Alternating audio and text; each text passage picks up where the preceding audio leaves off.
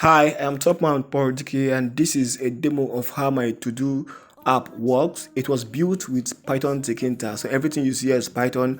I had previously published a video on how to have it installed in your system. To run it, // the name is what I need to do, and it will run. Another way to run it is to do Python 3 space the name, and it will run as well.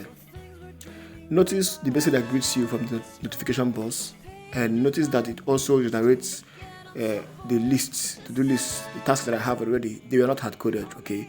And I have some interesting menus here. I think that things you can figure out, yeah, easily on your own. Let's begin by adding a task, and to add a task is simple. I simply type it in here and click Add Task. Then it says task successfully added, and the task is there as number 6 now. Let's add another task, this time with a description, which is optional. To add a description, I need to check this box so that this field will be active for me to add. And while typing into this field, I can just click this button to clear the field. Right, and so if I uncheck this, everything, the field and the button, becomes inactive and disabled. I will go ahead and add a description right now. Mind you, everything you see here was produced by Python, right? Python code only. Man, that's interesting, right? Even the GUI you're seeing, Python. So after typing my description, I click on Add Task, and the task will be added. Of course, you see only the task itself displayed. What if I try to add something more than 32 characters against what is stated here? It gives me this error message. And if I as well try to add nothing, like an empty task, it gives me this error message. This list can be sorted in ascended order here. Look at it. It also can be sorted in the descended order. Notice that C is now down, which is supposed to be the earliest alphabet. Okay, now let's try to edit a task. To edit a task, click on edit, and this list will pop up in the same order, yeah, in which it is, and you select the particular one task that you want to edit and click on edit here, and you will now have the chance to ouch, no description found. So I can decide to add description now, right?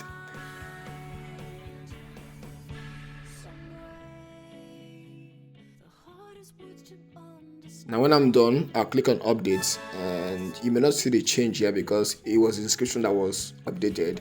But let's update the one that let's change the task itself so that the change will be obvious. Okay. Now observe number 7. That's the one I'm working on right now. Observe it. What happens to it? Update task successfully updated. You can see it there, right? Now let's try to delete a task. You can delete more than one task, so you can select more than one at the same time to delete them. But it is not so when you're doing edit. You can only edit one. You can only select one, at a time. But here you can select more than one. So let's delete these 2 tasks. See what happens. So it's simple. We just click on delete. It says 2 tasks successfully deleted, and it's no more on the list, as you can see, right? Now let's try to hide the list. Click here. It says list hidden. Click on show to see list. Click here. The list is back, displayed again. Okay, let's try delete all.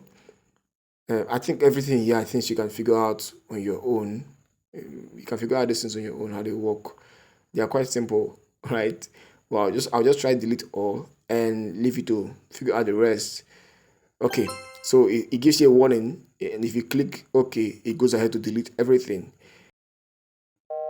The list is empty now, but I didn't expect that error. I'll figure it out later on.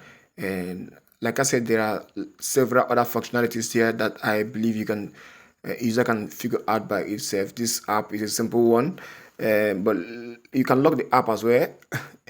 Click to lock it, put the password. Of course, you don't want to forget it, and then that's it. And then the app gets locked. Next time you come back, you have to input the password before you can access the app.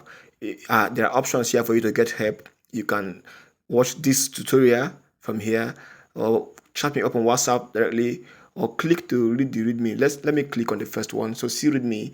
It will take you straight to the README. It will open it in your browser, so you can read and learn.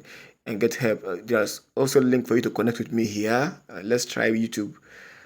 Anyone you click will take you to my space on that platform, and you can connect with me. So I think that's basically it. That's basically how it works. For me, this was my first time working with Python Tkinter, and it was so exciting, man. It was so exciting.